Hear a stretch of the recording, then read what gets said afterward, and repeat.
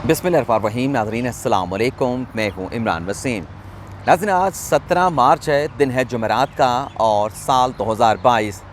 नाज़रीन वज़ीर आज़म इमरान ख़ान के ख़िलाफ़ कौमी असम्बली में जो अदम एतमाद की तहरीक जमा हुई है,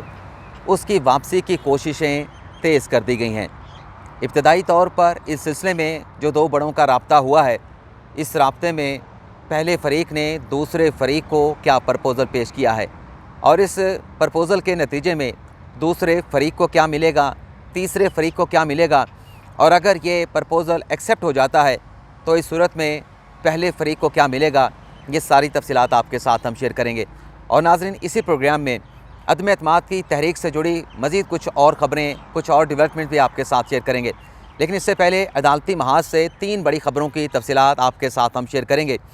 नाज़रीन पहली ख़बर यह है कि आज सुप्रीम कोर्ट ऑफ पाकिस्तान में कल जो वकला की मुल्क भर की तंजीमों की जानिब से ऐलान किया गया था कि अदम एतमाद की तहरीक की सूरत में जो एक तसादम का ख़तरा मौजूद है, जो एक तसादम का ख़दशा मौजूद है, इस हवाले से सुप्रीम कोर्ट में आइनी दरख्वास्त दायर की जाएगी। तो आज नाज़रीन सुप्रीम कोर्ट बार के सदर एहसन बू ने आर्टिकल 184(3) की आइनी दरख्वास्त जो है वो सुप्रीम कोर्ट ऑफ पाकिस्तान में दायर कर दी है। इस दरख्वास्त में जनाब वज़ीर आज़म इमरान ख़ान को फ़रीक बनाया गया है, स्पीकर कौमी असम्बली को फ़रीक बनाया गया है, अपोजिशन लीडर मियाँ शहबाज शरीफ को फ़रीक बनाया गया है, और इसी तरह से इसी दरख्वास्त में IG इस्लामाबाद, वज़ारत दाखिला और वज़ारत दिफा के साथ साथ जो चीफ़ कमिश्नर इस्लामाबाद हैं उन्हें भी फ़रीक बनाया गया है। दरख्वास्त में अदालत के सामने मुद्दा ये रखा गया है कि आर्टिकल 95 के तहत जो अदम एतमाद की तहरीक जमा हुई है, इस तहरीक पर पोलिंग के रोज़ जो है वो D चौक पर किसी बड़े तसादम का ख़तरा है।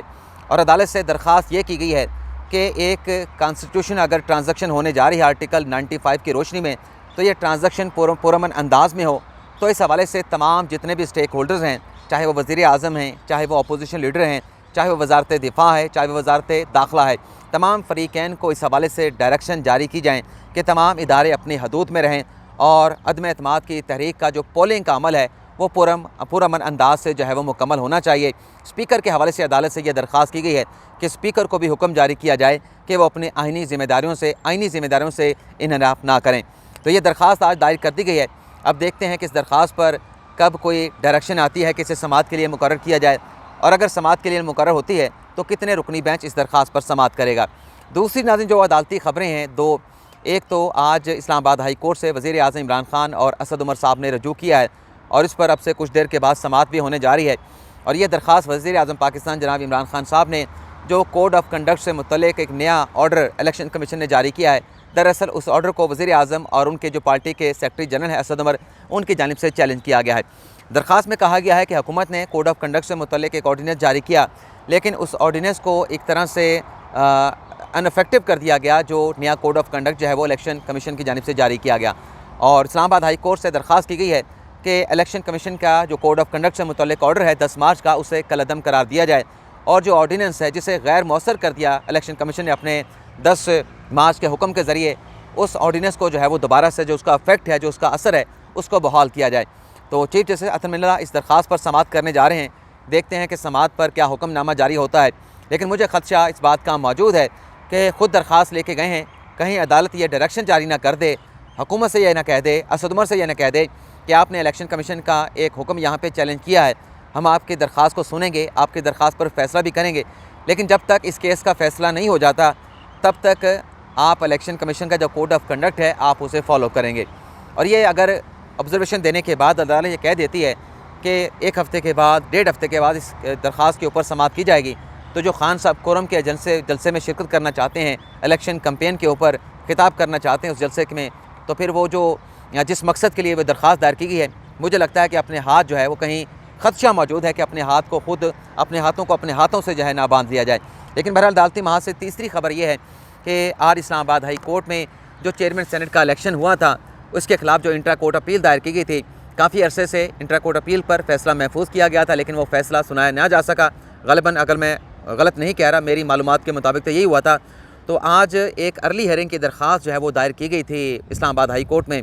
उस दरख्वास्त के ऊपर इब्तदाई समाअत हुई है, और इब्तदाई समाअत में इस्लामाबाद हाई कोर्ट ने यह डायरेक्शन जारी कर दी है। असल ख़बर जो आपके साथ शेयर करने जा रहा हूँ वो यही है कि 28 मार्च को चेयरमैन सेनेट सादिक संजरानी के खिलाफ जो यूसुफ रज़ा गिलानी ने इंट्रा कोर्ट अपील दायर कर रखी है, उस पर 28 मार्च को समाअत होने जा रही है। इसके अलावा डी चौक के जलसे से मुतल्लिक पाकिस्तान तहरीक इंसाफ की एक इस्लामाबाद की जो खातून रहनुमा हैं और एक वकील हैं, उन्होंने भी आज इस्लामाबाद हाई कोर्ट से रुजू किया है, उस पर भी समाअत होने जा रही है। उस समाअत का अहवाल और जो वज़ीर आज़म और असद उमर साहब ने इस्लामाबाद हाई कोर्ट से रुजू किया है इलेक्शन कमीशन के खिलाफ, उस पर जो अदालती समाअत होगी वो अगले प्रोग्राम में आपके साथ हम शेयर करेंगे। लेकिन जो अदम एतमाद की तहरीक से मुतल्लिक उसे वापस लेने की कोशिशों से मुतल्लिक जो खबर है वो आपके साथ शेयर करेंगे। लेकिन इससे पहले जो एक फ़ेक न्यूज़ के ऊपर बड़ी डेवलपमेंट हुई है, बड़ी पेशरफ्त हुई है कि फ़ेक न्यूज़ को अब एक्सेप्ट कर लिया गया है। यानी जिस खबर को फ़ेक कहा गया था, आज उस खबर को दुरुस्त खबर के तौर पे एक्सेप्ट कर लिया गया है। आज हम अपने प्रोग्राम में आपको ये बताते रहे कि अपोजिशन के पास 16 लोग ऐसे मौजूद हैं जो हुकूमत के मुनर्रफ अरकान हैं, जो अदम एतमाद की तहरीक में खदशा है कि हुकूमत की बजाय अपोजिशन को सपोर्ट कर सकते हैं। अपोजिशन दावे करती रही, हुकूमत तस्लीम नहीं कर रही थी, हुकूमत कह रही थी कि हमारे नंबर पूरे हैं, और हुकूमत के जो हमायती सहाफ़ी हैं या यूट्यूबर हैं वो भी यही बात जो है करते रहे। लेकिन कल ये ख़बर सामने आ गई कि सिंध हाउस में 10 से 12 ऐसे MNAs को रखा गया है कि जो अदम एतमाद की तहरीक पर पोलिंग के रोज़ जो है वो हुकूमत की बजाय अपोजिशन को सपोर्ट करेंगे। खान साहब ने भी कल सबात के जलसे में इस बात का ऐलान किया कि सिंध हाउस में मंडी लगी हुई है, इलेक्शन कमीशन को इस बात का नोटिस लेना चाहिए। तो हमारी खबर प्रूव हो गई कि हम जो खबर दे रहे थे कि ऐसे लोग जो हुकूमत के MNA थे वो अब हुकूमत से टूट चुके हैं, वो हुकूमत से टूट कर अपोजिशन के साथ मिल चुके हैं। लेकिन कोई नहीं मान रहा था, यही कहा जा रहा था कि नंबर पूरे थे। लेकिन कल इस खबर का हुकूमत ने भी एतराफ़ कर लिया, हुकूमत के हमायती सहाफ़ियों ने भी, यूट्यूबर्स ने भी। और अब यूट्यूबर वो ये कह रहे हैं कि हुकूमत ये कोशिश कर रही है कि उन लोगों को बाजियाब कराने के लिए जो अगवा कर लिए गए हैं, नहीं कहा जा रहा है कि वो अगवा कर लिए गए हैं और उन्हें बाजियाब कराने के लिए सिंध हाउस में ऑपरेशन किया जा सकता है। तो मैं ये भी आपको वाज़ेह अल्फाज के साथ बता दूँ कि सिंध हाउस में वफाकी हुकूमत, चाहे वो सिंध हाउस इस्लामाबाद में है, ऑपरेशन नहीं कर सकती। सिंध हाउस ऐसे ही है जैसे सिंध हाउस की अपनी जो अंदर की हदूद है वो ऐसी है जैसे सिंध का अपना सूबा है। जिस तरह से डिप्लोमेटिक इनक्लेव के अंदर कोई हुकूमत जाके, हमारी पाकिस्तान के हुकाम जाके कार्रवाई नहीं कर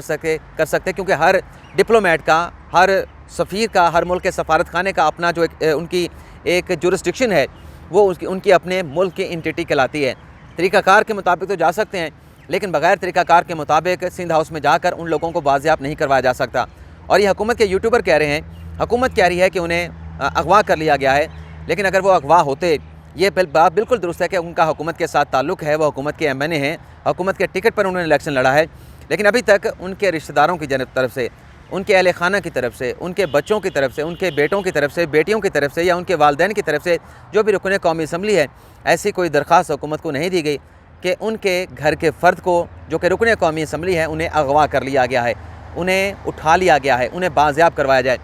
जब तक ऐसी कोई बात उनकी तरफ से सामने नहीं आती तो यही बात समझी जाएगी कि वो लोग अपनी मर्ज़ी के साथ जो है सिंध हाउस में मौजूद हैं, और वो तब बाहर निकलेंगे जब अदम एतमाद की तहरीक पर जो है वो वोटिंग करवाई जाएगी। लेकिन अगर ऐसा कोई ऑपरेशन किया गया तो फिर ये ऑपरेशन हुकूमत के अपने गले पड़ जाएगा, और वही लोग जो सिंध हाउस में बैठे हैं वो आकर बाहर कह सकते हैं कि हम तो अपनी मर्ज़ी से बैठे थे, ये ऑपरेशन इलीगल किया गया है, हमारी भी बेहुरमती की गई है, हमारे साथ बदतमीज़ी की गई है, सिंध हाउस की बदतमीज़ी की गई है। तो इस सूरत में जो हुकाम होंगे, जो ऑपरेशन करने वाले होंगे और जिन्हें की तरफ से यह हुक्म दिया जाएगा, उनके ख़िलाफ़ भी कानूनी कार्रवाई हो सकती है, कानून उनके ख़िलाफ़ जो है वो अपना रास्ता जो है बना सकता है। लेकिन बहरहाल देखते हैं कि हुकूमत क्या कहती है। लेकिन हमारी ख़बर को अब एक्सेप्ट कर लिया गया है। तो जो झूठे कह रहे थे उन दोस्तों के साथ भी हमारे भाई हैं, जो पटवारी कह रहे थे वो भी हमारे भाई हैं। लेकिन थोड़ी सी तसल्ली रखा करें, ख़बर को परखा करें, कुछ दिनों के बाद वो ख़बर अपने आप प्रूव हो जाती है। तो परवेज़ इलाही ने भी कह दिया है, उन्होंने भी हमारी ख़बर की तस्दीक कर दी है। लेकिन बहरहाल जो अदम एतमाद की तहरीक को वापस लेने से मुतल्लिक डेवलपमेंट्स हुई हैं वो भी आपके साथ हम शेयर कर लेते हैं। नाज़रीन, आज अखबार में यह ख़बर छपी है कि हुकूमत के एक बड़े अहदेदार की जानिब से एक बड़ी शख्सियत के साथ रब्ता किया गया है। जब भी नाज़रीन बड़ी शख्सियत की बात होती है तो अब तो बहुत सारे लोग समझदार हो गए हैं, बातों को समझ जाते हैं, इशारा समझ जाते हैं कि जब बड़ी शख्सियत का जिक्र किया जाता है तो इशारा किसकी तरफ होता है। ख़बर ये छपी है कि अदम एतमाद की तहरीक के बाद जो सियासी हलचल हुई है, सियासी गर्मा गर्मी पैदा हुई है, और उसके नतीजे में जो अदम एतमाद की तहरीक पर पोलिंग के दिन जो तसादम का ख़तरा है और जो एक तकसीम पैदा हुई है, कौम के अंदर जो एक इख्तलाफ पैदा हुआ है, जो एक दो हिस्सों में कौम बट गई है, इस तकसीम को रोकने के लिए, ताकि मुल्क इस्तेहकाम की जाने बढ़े, मुल्क में सियासी इस्तेहकाम भी हो, माली इस्तेहकाम भी हो और हर तरह का इस्तेहकाम मौजूद हो, तो हुकूमत के बड़े अहदेदार ने उस बड़ी शख्सियत के साथ रब्ता किया और कोई सपोर्ट हासिल करने के लिए नहीं, बल्कि एक नेक नीयत के साथ रब्ता किया गया है कि अगर ये अदम एतमाद की तहरीक वापस नहीं होती तो इस सूरत में जो तकसीम सियासी तौर पर पैदा हुई है पाकिस्तान की आवाम में, वो खलीज मज़ीद बढ़ सकती है, वो तकसीम उसमें इजाफ़ा होने का ख़दशा मौजूद है। दरख्वास्त ये की गई है कि इसको वापस करवाया जाए और इस सिलसिले में कुछ जो जोड़ तोड़ है, जो ले दे है, वो हो सकती है। इब्तदाई तौर पर जो ख़बर लगी उसमें बताया गया है कि अर्ली इलेक्शन हो सकते हैं, अर्ली इलेक्शन के साथ लेजिस्लेशन हो सकती है, जिस लेजिस्लेशन के ऊपर अपोजिशन का एतराज़ है, यानी इलेक्टोरल वोटिंग और आई वोटिंग, उस पर जो एतराज़ है वो भी वापस हो सकती है, उस पर बातचीत हो सकती है, नैब के कवानीन पर बातचीत हो सकती है। तो ये ऑफ़र करवाई गई है। अब देखते हैं कि जिस पहले फ़रीक ने, पहला फ़रीक ज़ाहिर सी बात है हुकूमत है, दूसरा फ़रीक वो बड़ी शख्सियत है, वो दूसरा फ़रीक इस प्रपोज़ल को एक्सेप्ट करता है और दूसरे फ़रीक के साथ साथ देखना ये भी होगा कि क्या तीसरा फ़रीक भी उन प्रपोज़ल को एक्सेप्ट करता है, और अगर एक्सेप्ट करता है तो इस सूरत में अपोजिशन को सेफ़ जो है वो पैसेज किस तरह से जिया जाएगा, महफूज रास्ता किस तरह से जिया जाएगा। क्योंकि अगर अदम एतमाद की तहरीक वापस होती है तो इस सूरत में बदनामी तो सिर्फ हुकूमत की होगी। तो इस सूरत में अपोजिशन को भी सेफ़ पैकेज देने के लिए कि हुकूमत की भी विन विन पोजीशन हो, अपोजिशन के लिए भी विन विन सिचुएशन हो, तो कौन सा दरमियानी रास्ता निकाला जाता है। लेकिन बहरहाल कल मौलाना फजल रहमान के घर पर शहबाज शरीफ साहब मौजूद थे, उनसे यह सवाल पूछा गया कि क्या आप यू टर्न लेंगे, अदम एतमाद की तहरीक को वापस लेंगे। तो मौलाना फजल रहमान और शहबाज शरीफ साहब ने तो वाज़ेह तौर पर कह दिया था कि अदम एतमाद की तहरीक अब वापस नहीं हो सकती। तो अब देखते हैं कि ये कोशिशें किस हद तक कामयाब होती हैं, जो प्रपोज़ल दिया गया है वो एक्सेप्ट होता है नहीं होता। लेकिन एक चीज़ जो बताई गई है, अभी हमारे साथ एक दोस्त मौजूद थे, उन्होंने बताया था कि खान साहब इस बात पे एग्री कर गए हैं कि वो एक नाम के ऊपर प्रेस नहीं करेंगे, एक नाम के ऊपर ज़ोर नहीं डालेंगे, और इसी तरह से जिसका नाम है उन्होंने भी कुछ यकीन दहानी करवा दी है। ये एक बड़ी ख़बर आपके साथ हम शेयर कर रहे हैं, लेकिन बहरहाल देखते हैं क्या होता है। लेकिन इसके साथ साथ आपको ये भी बता दें कि जो सिंध हाउस में M&A रखने की ख़बर है, वो लोग नाज़रीन वहाँ से निकाल लिए गए हैं, और वो लोग कल जब ख़बर चली उससे पहले वहाँ से